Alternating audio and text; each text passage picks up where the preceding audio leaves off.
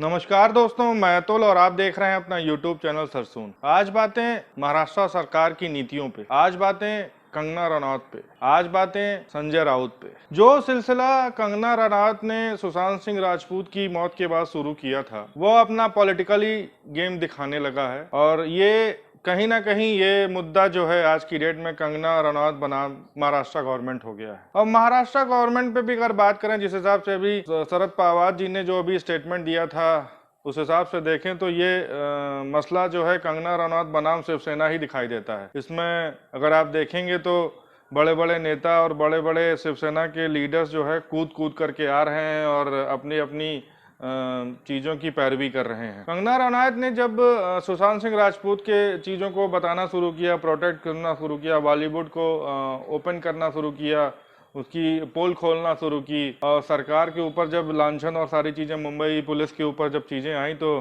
धीमे धीमे धीमे धीमे ये प्रकरण बहुत बड़ा होता गया और देखते देखते देखते देखते एक विशालकाय अजगर के रूप में ये फैल गया। और उसका उसका अब जो सिनेरियो दिखाई दे रहा है, वो सिनेरियो कहीं ना कहीं पॉलिटिकली बैकग्राउंड पे दिखाई दे रहा है, बैकग्राउंड हो रहा है। कांग्रेस कंगना रनौत को जैसे लग रहा है कि बीजेपी सपोर्ट कर रही है। अमित शाह जी के जब कंगना रनौत ने अपनी सिक्योरिटी की मांग की तो अमित शाह जी ने उनको वाई कैटेगरी की सिक्योरिटी प्रोवाइड कराई। कंगना रनौत ने जब चीज़ों को कहा तो संजय राउत जैसे प्रखर नेता, जो शिवसेना के एक प्रखर नेता हुआ करते नेता हैं और जो अपने विवादित स्टेटमेंट्स के लिए जाने भी जाते हैं, उन्होंने कंगना रनौत को हरामखोर तक कह दिया। संजय राउत जी, आपने मुझे कहा कि मैं एक हरामखोर लड़की हूं। आप एक सरकारी मुलाजिम, एक मंत्री, आप तो जानते ही होंगे कि इस देश में हर दिन नहीं हर घंटे कितनी लड़कियों के बलात्कार हो रहे हैं, कितनी लड़कियों का शोषण किया जा रहा है, उनकी बॉडीज काट के ऐसी डाल के फेंक दी जा रही है, उनकी काम की जगहों पे उनको गालियां दी जा रही है, उनका अपमान किया जा रहा है, उनके खुद के पति उनके कान, नाक, मुंह, कान, जबड़े तोड़ रहे हैं। और आपको पता है इसका जिम्मेदार कौन है? इसका जिम्मेदार है ये जो मानसिकता आपने, जिसका भौंडा प्रदर्शन पूरे समाज के सामने, पूरे देश के सामने किया है, वो मानसिकता इसकी जिम्मेदार है। और इस देश की बेटियां आपको माफ नहीं करेगी संजय जी। आपने उन सब महिलाओं का शोषण करने वालों को सशक्तिकरण किया है, इस देश की बेटियां आपको माफ नहीं करेगी। उस पर फिर कंगना रनौत ने ट्वीट किया, उसको जवाब दिया। उसके जवाब देने के बाद और उन्होंने कहा कि मुंबई किसी की बाप की नहीं है और मैं 9 तारीख को मुंबई आ रही हूँ। और 9 तारीख को मुंबई कंगना रनौत जब तक अपने ऑफिस या घर पहुँचती तब तक बीएमसी ने बदले की कार्रवाई करते हुए उनके ऑफिस को, जो पाली हिल में सबसे पॉश इलाके में है, वहाँ पे उसको तोड़ दिया। लोग ये बताते हैं कि वो पाली हिल का इलाका सबसे पॉश इलाका है और जब कंगना रनौत ने वो जो बिल्डिंग खरीदी थी उस समय वो 20 करोड़ रुपए की थी, आज उसकी वर्थ लगभग 50 करोड़ रुपए के आसपास है। और एकदम अगर आप देखेंगे तो जिस हिसाब से कंगना रनौत स्टेटमेंट दे रही हो, जिस हिसाब से शिवसेना उसको रिएक्ट कर रही है, वो कहीं ना कहीं मतलब शिवसेना की तो ये सिचुएशन दिखाई देती है कि वो अपनी भड़ास निकाल रही है। वो अपने सुशांत सिंह राजपूत के केस में जो उसकी हार हुई है, उसकी भड़ास वो कहीं ना कहीं कंगना रनौत के ऊपर निकाल करके अपनी चीज़ों को दिखाना चाहती है कि हम ये कर सकते हैं। पर क्या ये सोचने वाली बात नहीं होगी, क्या ये बाला साहब ठाकरे के पुत्र हैं? क्या ये बाला साहब ठाकरे की पार्टी है जो हिंदुत्व को लेकर के इतना ज़्यादा पैशनेट रहते थे?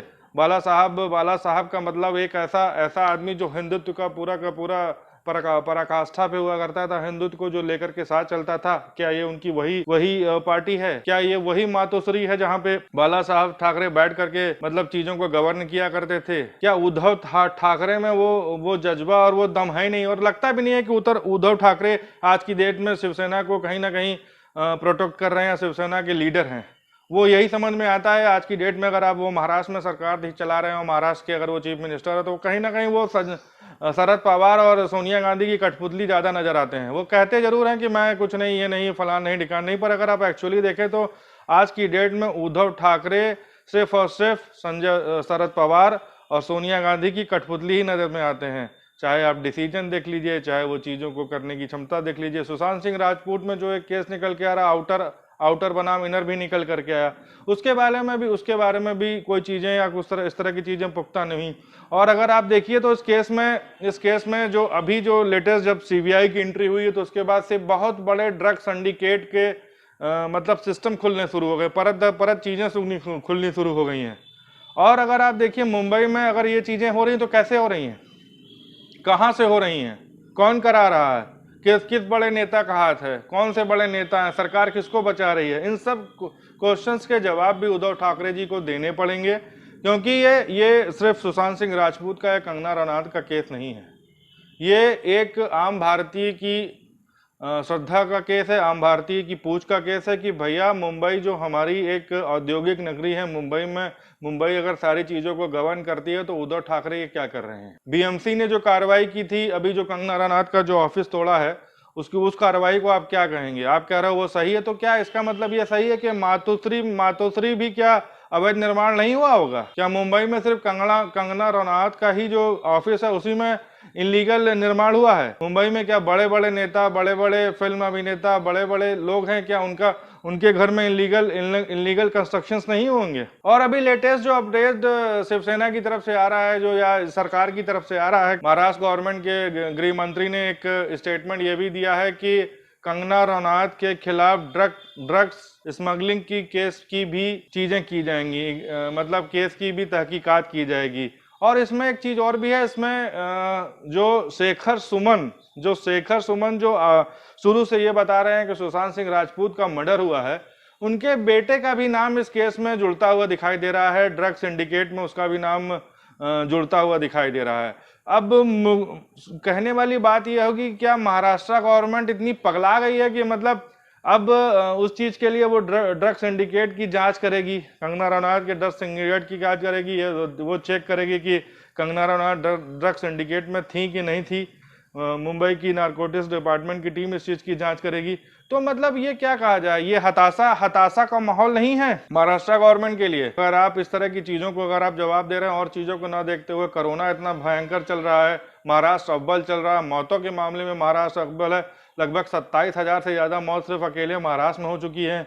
और उद्धव ठाकरे और आदित्य ठाकरे या संजय राउत या इस तरह के नेता जो हैं वो कंगना रनौत और इन सब चीज़ों को टीका टिप्पणी कर रहे हैं, सरकार को चला रहे हैं, नहीं चला रहे तो पता नहीं है, पर टीका टिप्पणी इतनी ज़्यादा है कि आदमी का ध्यान एक वार रूम की तरह हो गया, वार रूम की तरह देखा जा रहा है इस चीज़ को। और सबसे बड़ी चीज़ यह है कि अगर आप एक अभिनेत्री के ऊपर या एक महिला के ऊपर या इस तरह की चीज़ों के ऊपर अगर आप चीज़ें करते हैं या इस तरह के केसेस लगाते हैं तो वो इन फ्यूचर में आपको। और कल कांग्रेस के ही नेता संजय निरुपम जी ने कहा भी कि अगर शिवसेना का ये स्टैंड रहेगा तो आने वाले समय में शिवसेना कहीं ना कहीं गर्त में जाती हुई दिखाई दे रही है। और सही भी बात है, शिवसेना ने चुनाव बीजेपी के साथ लड़ा था, हिंदुत्व के वोट को लेते हुए चुनाव लड़ा था, और आज कहीं ना कहीं शिवसेना भटकी हुई दिखाई दे रही है, हर मोर्चे पे भटकी हुई है, हर मोर्चे पे भटकी हुई है। वो जो बाला साहब ठाकरे के जो अस्तित्व, मतलब एक प्रकार से अस्तित्व का प्रतिबिंब है,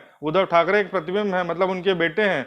और अगर वो चीज उद्धव ठाकरे में दिखाई नहीं दे रही है, सत्ता की लोलुपता अगर उद्धव ठाकरे में इतनी दिखाई दे रही है, तो अभी तो आने वाला समय और चीजें बताएगा कि उद्धव ठाकरे कितना और क्या करते हैं। पर जिस हिसाब से कंगना रनौत के केस में स्टेटमेंट्स आ रहे हैं, शिवसेना के नेता जो स्टेटमेंट्स दे रहे हैं, तरह तरह की जो कार्यवाहियां कर रहे हैं, वो आने वाला समय ये जरूर दिखाई देता है कि आने वाला समय शिवसेना के लिए कहीं ना कहीं नासूर बनता हुआ दिखाई दे रहा है। और इस नासूर को शिवसेना को जल्दी से जल्दी दूर करना होगा, वरना समय बहुत बलवान है और जनता बहुत समझदार है। क्योंकि अगर ये आमची मुंबई और मुंबई अगर ये बताते हैं कि मुंबई इनका है और मुंबई किसी का है नहीं, तो ये इनकी बहुत बड़ी गलती है। मुंबई को चलाने वाले, मुंबई को जोड़ने वाले, मुंबई को करने वाले बहुत सारे धर्म हैं, बहुत सारे लोग हैं, बहुत सारे चीज हैं।